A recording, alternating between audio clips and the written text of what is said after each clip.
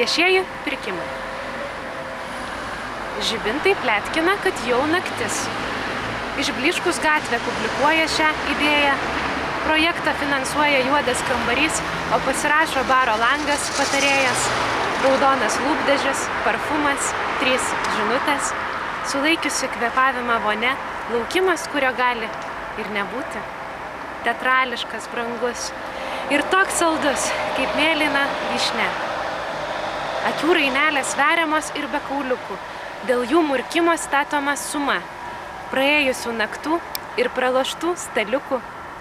Kavinėse, kurių meniu užrašomas kreida, žibintai pletkina apie begėdį rytą, kai cigarilė braškinė pražįsta delnuose.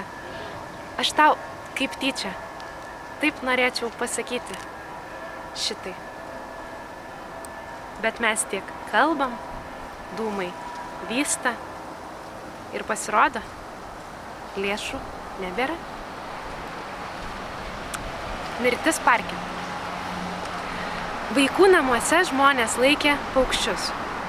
Vaikai nežinojo tų paukščių vardų, tik parke pas tetą paprašė ledų, varveklių ir sniego, cukrinės vatos, saldžių ledinukų, 1 valandos, kai parke galėtų čiulbėti žodžius. Senoj karuseliai pasukti medžius, kai sniegas vasarį pavirstų ižu, o parko takeliai upelių tinklu. Kai viskas čiurlentų, pražystų prieš laiką. Kai dieną pradėtum nakties neužbaigęs, kai krykštų fontanai, nuo šalčio apsvaigę, sušilę nuo garo ir tylus kaip snaigės. Įkvėpę paimtų jie terciją, kvartą, vaikų namuose mamos degintų paltus ir taip atsitiktų, kaip niekad nebus. Kruša į legato sujungtų ledus, o vaikas po sniegu nubustų išbalęs. Blakstienos atplėštų drėgnokus vokus. Iš jų išbyrėtų sulytas dangus, keli pinigėliai, kramtoškė, formelės, myliu, kai užaugsiu, daugiau nedraugausiu. Ir vienas bevardis, naminis paukštelis.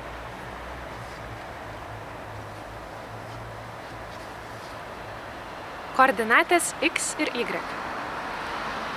Iš drumzlinų ir kiek pabodusių jau Stikso vandenų vis išteka jaunų mergaičių. Tekėdamos iš Stikso stiklą kelia, tada kažkas joms nukerpa virkštelę ir pasigirsta vaiko riksmas. Ir Y suranda X. 2Y plus 3X lygu 16. Toli nuo Stikso, nuo riksmų, pamiršusi tradicijas, kanoną, sena mergaitė verčiama į ponę, tada, kai jai sakyt panelė. Jau nepatogu, o ištekėti ji visai pamiršo. Iš drumzlinų ir kiek pabodusių jau Stikso vandenų. Pakelti stiklą vis drąsiau negu drąsu, o plaučiuose plevena stiklinės boružėlės. Laisvalaikiu sujungia jų taškus kūrėjas, tada jos minga ir siaurėja. O mano Y pavirsta vėl X.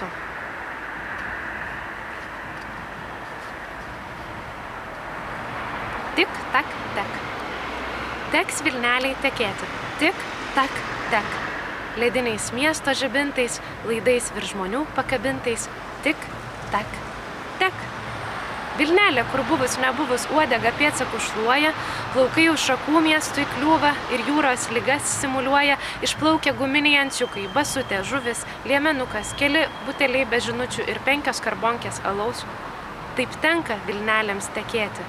Už miesto, už žingsnių, už upių, už meilę, gimtinę, sveikatą, už tiesą, už mokslą, už Stasę, už mamą, už amžiną atilsį Dimą ir dar už tave.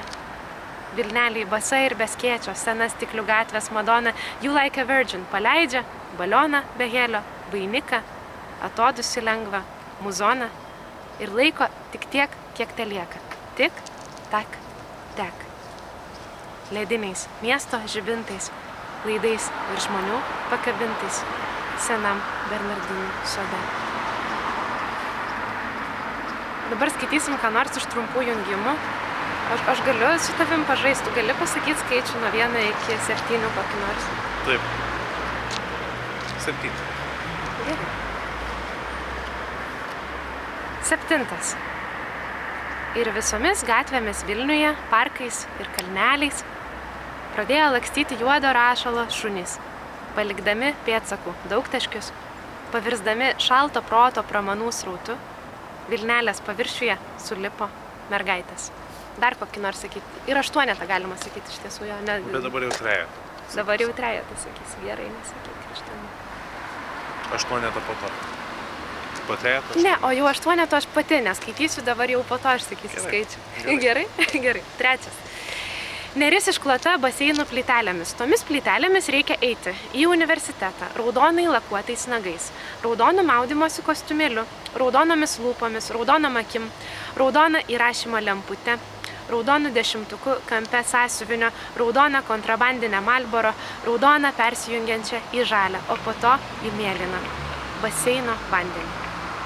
Ten, kur sukasi karuselė ir dangus pasidaro rožinis, alma mater rožinis, Jonų bažnyčia sukasi, cukraus vatą suka teta, neturim 3,5, mama davė tik 10, o 10 tai ne 3,5. Reikia apsisukti ir eiti. Reikia susirasti 3,5 banknotą. Tradicijos dėliai reikia pasakyti, kad filologams blogai su skaičiais. Nemuno dėliai reikia atsakingiau dozuoti basų žvejų kraują. Reikia apsisukti ir eiti. Apsisukti ir eiti. Tiesiai eiti. O žmonėms išeina tik suktis. Laivams išeina išeiti. Ant baseino plytelių tingiai čepsint, dušo galvutėmis surištoms žaislinėms medūzoms. Aš dabar pati sakau 2, o dar po to tau kokį nors galėsiu duoti. 2 mėgstu. 6 troleibusas stotelėje lenkia 1 G. Susirūpinusi Rusė klausia moteriškę su languota Gariūninė.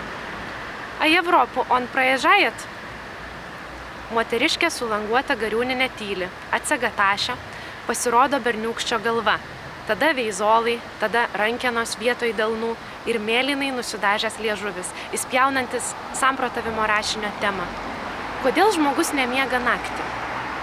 Bandau remtis Maironiu, atsimenu tik Mačernį, iš paskutiniųjų mėginu kuo nors motyvuoti minties kelio duobę, atsiremiu į charizmatišką dėdę su kastuvu. Berniūkštis susirūpinęs pasakoja: Mama, man Tomas mokykloje sakė, kad naktį rusai tyliai išlenda ant stogų. Taip ir regiu žibančias drėgnas akutes, pro kurias matosi koridoriai veidrodiniam sienom.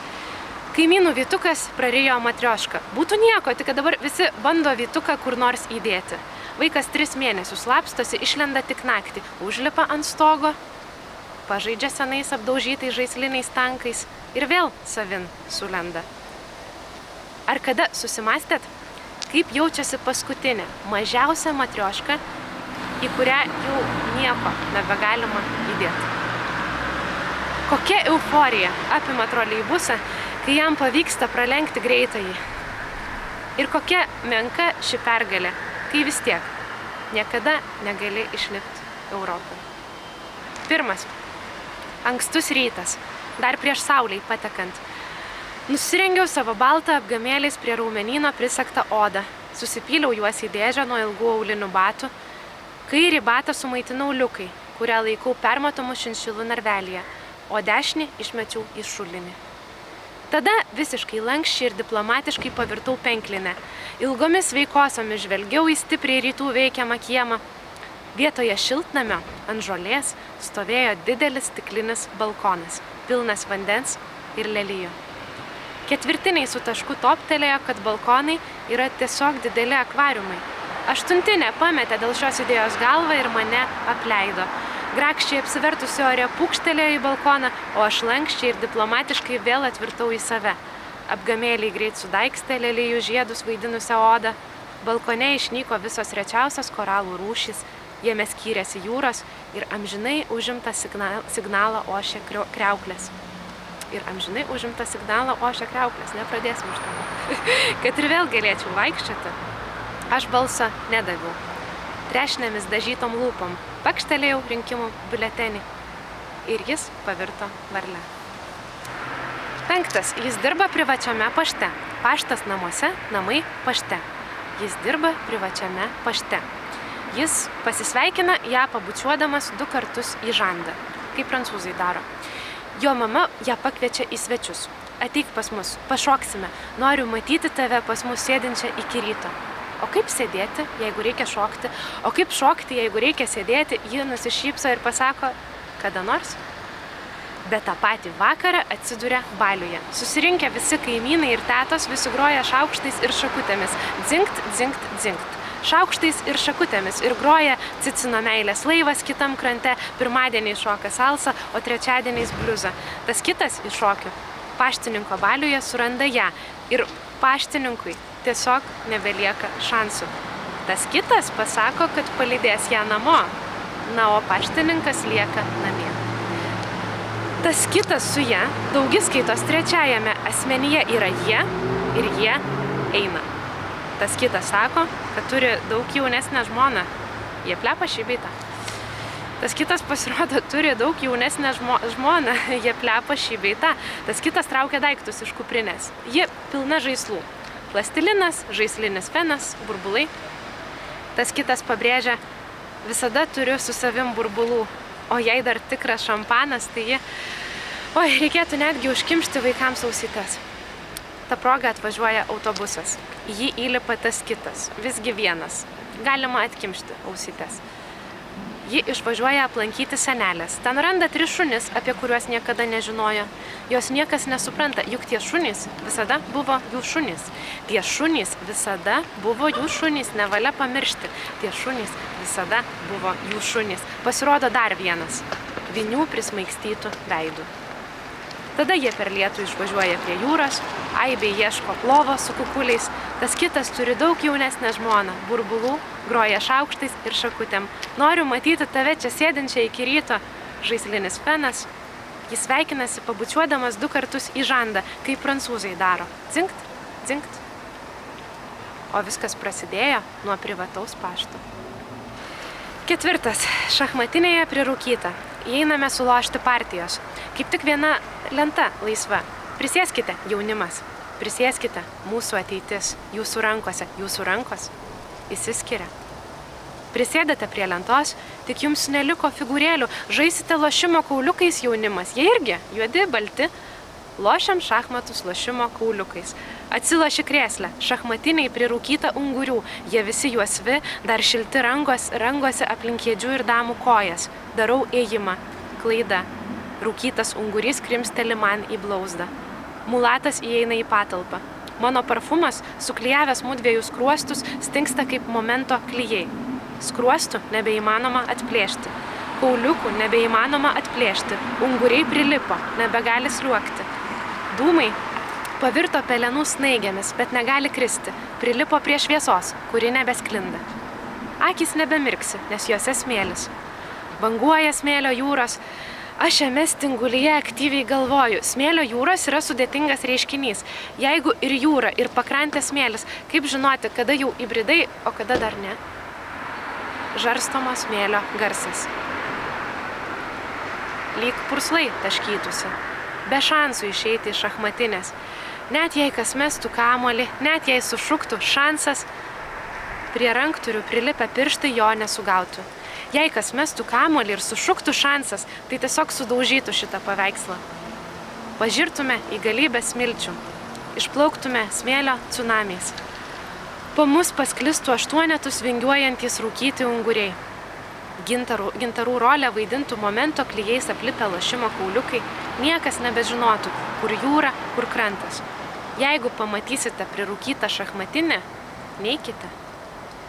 Jeigu pamatysite prirūkytą šachmatinę, meskite ją kamuolį ir sušukite šansas. Jeigu pamatysite prirūkytą šachmatinę, prisėskite, jaunimas. Prisėskite, mūsų ateitis. Jūsų rankose. Jūsų rankos išsiskiria.